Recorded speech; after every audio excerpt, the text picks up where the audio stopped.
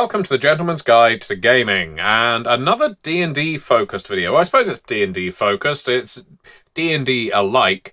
Certainly the person who asked me the question framed it within D&D, but I think you could apply this to most any RPG. The question being from Sarah, who was very kind to go on MatthewDawkins.com, send me a little bit of cash via that website. There's a PayPal link on there. Use it. And request this very simple question. I don't even have to read this one aloud to remember it. What do you think of the D&D races are evil controversy? Now, I don't know that there's been a recent controversy. I did reply to Sarah, but didn't get a response. So I looked it up, and I think this is referring to that age-old idea that all orcs are evil, all drow are evil, that evil can be genetic in D&D, that evil is a racial trait in Dungeons and Dragons. Now, I mentioned at the very start that I don't think this is a D&D specific thing, because I also spoke about in my Zimishi video from not that long ago how quite often people will, by default, play Zimishi as sadist psychopaths, as Mengele vampires, essentially.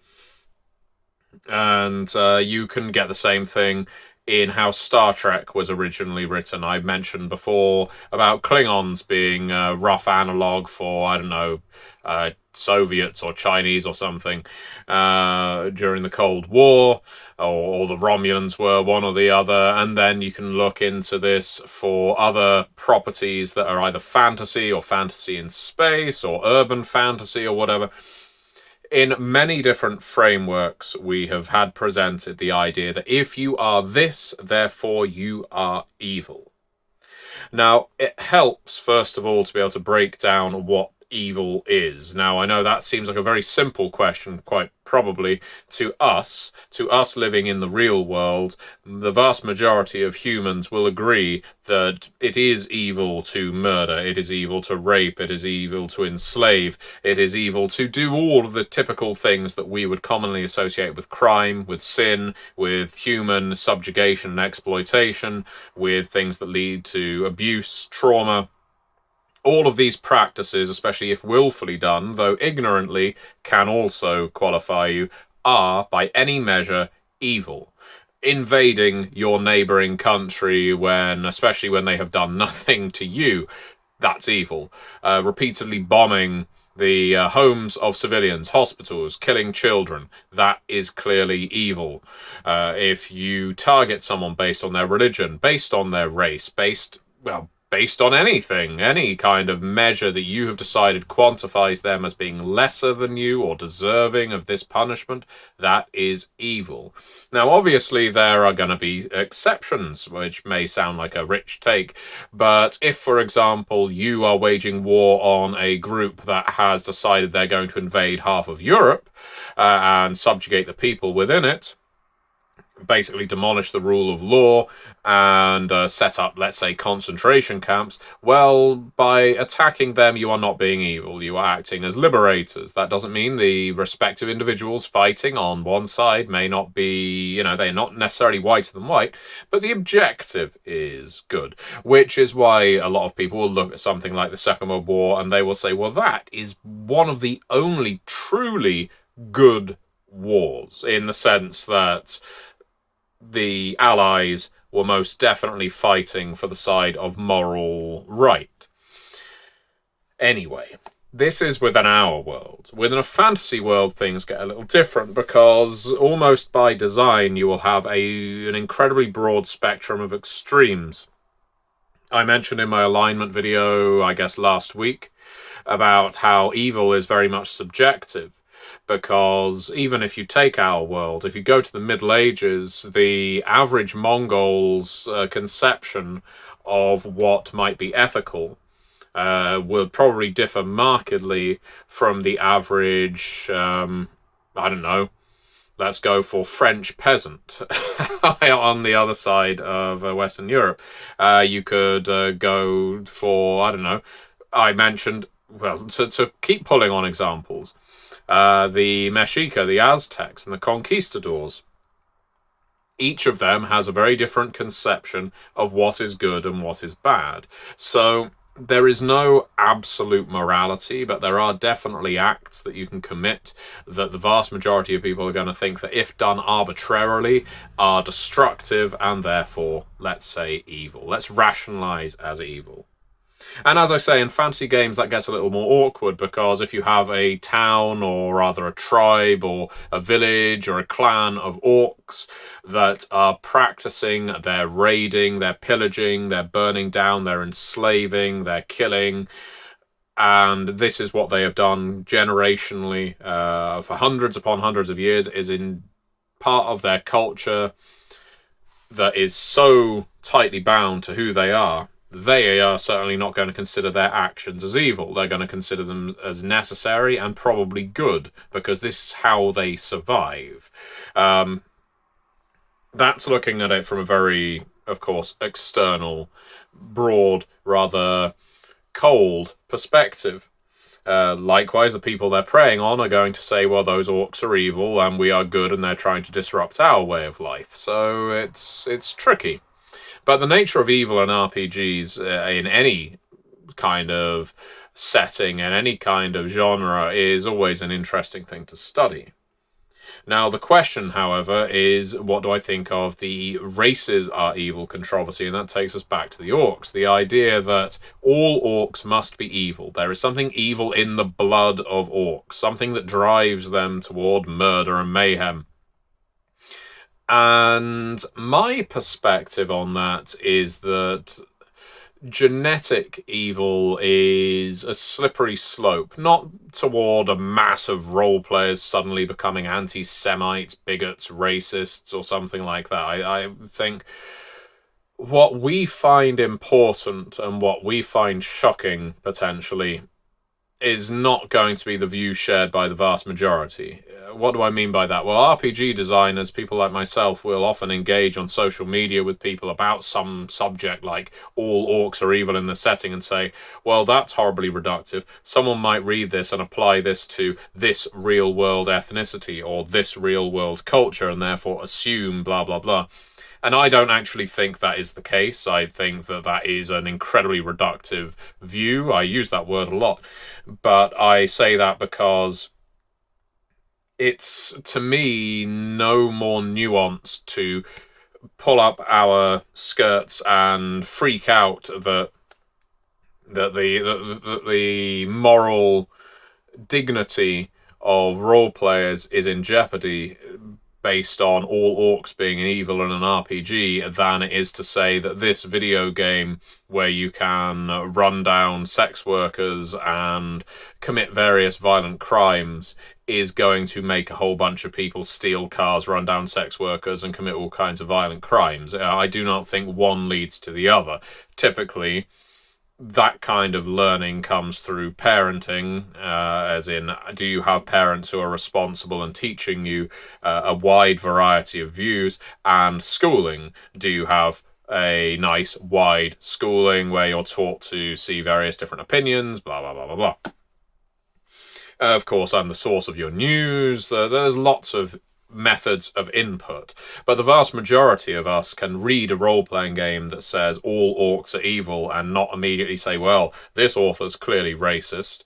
Rather, the author is not necessarily applying a great deal of depth to an antagonist that could benefit from it.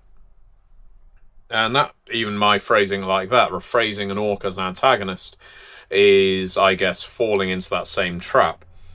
But I think in almost all of these cases, when a race is classified as evil, all that is doing is building up a framework for exceptions. I mean, Drizzt or Do'Urden, the famous drow, the dark elf of R.A. Salvatore's Forgotten Realms novels, is, when he's first introduced, the exception to the drow. All drow are evil.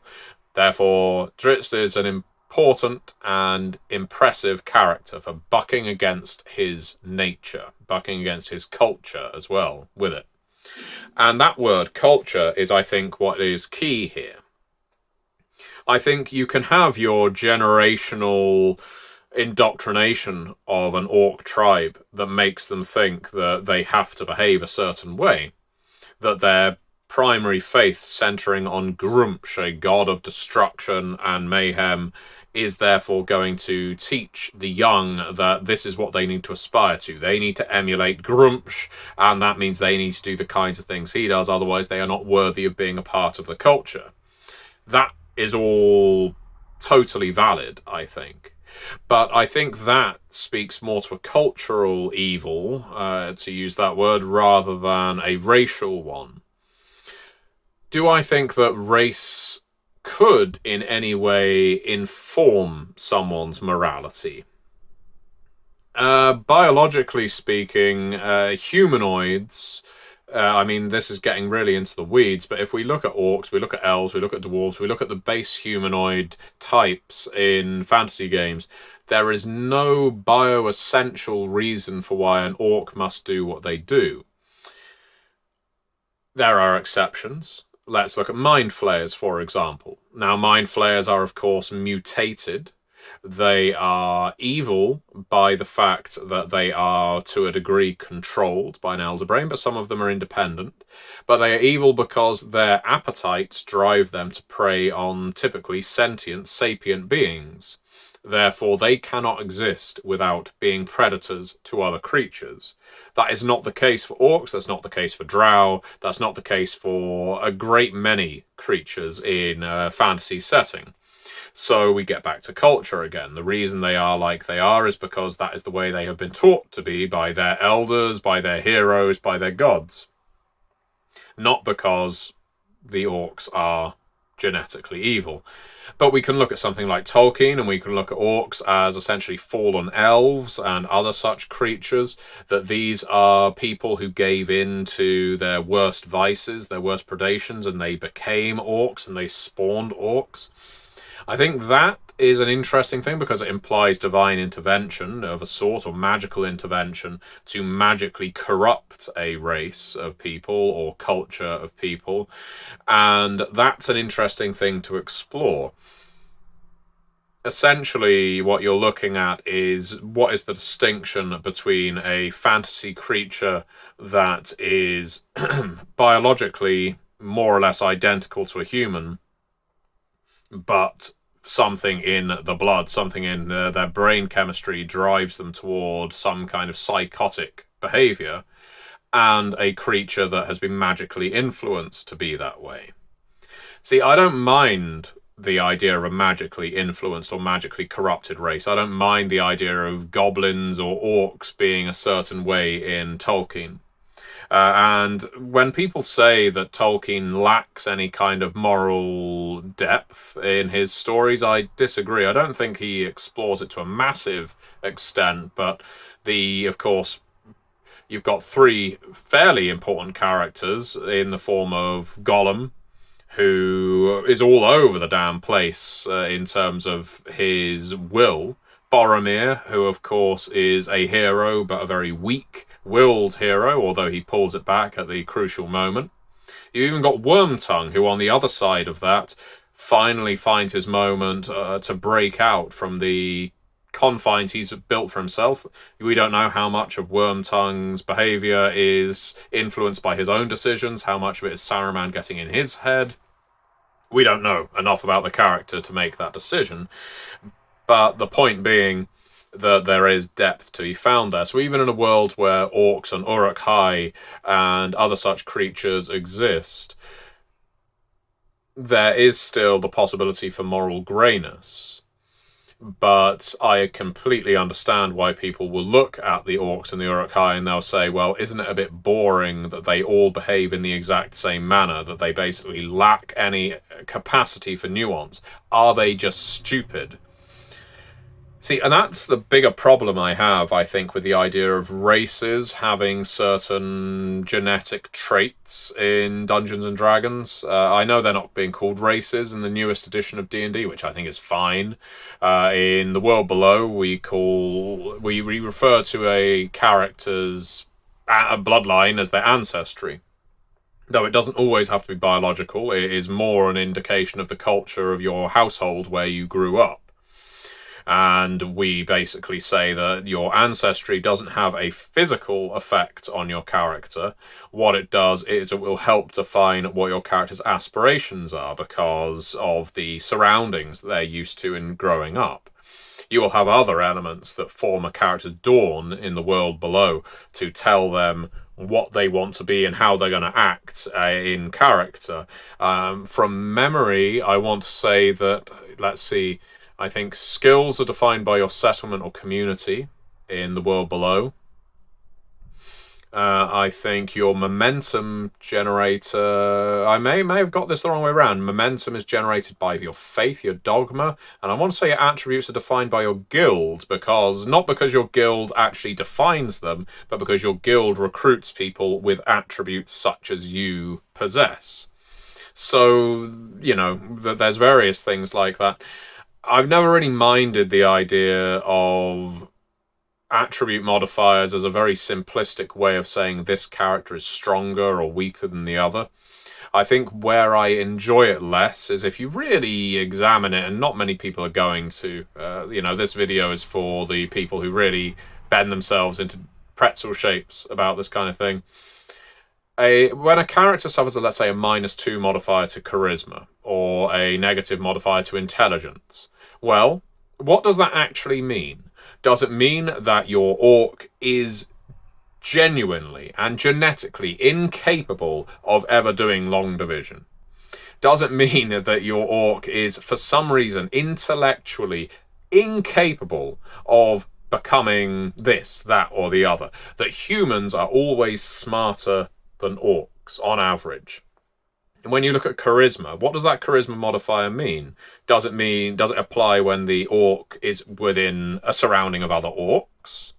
What does it mean when an orc is trying to intimidate someone? I know sometimes they'll replace strength for charisma when looking intimidation. It's one of the big flaws, I think, of a system like D&D when you really actually try and make sense of intellectual and social stats. This is why I prefer story path style systems where you've got an even number. You've got 3 physical, 3 mental, 3 social. They're all as important as each other. But D&D, being a primarily combat game, provides you with 3 physical, 2 mental, 1 social. And when everything gets packed into that social attribute, the idea that this race is less charismatic than another really just sounds weak and lazy. It doesn't make a great deal of sense to me. I think that's the thing. I have a mental block, and I will happily be educated on it by people in the comments.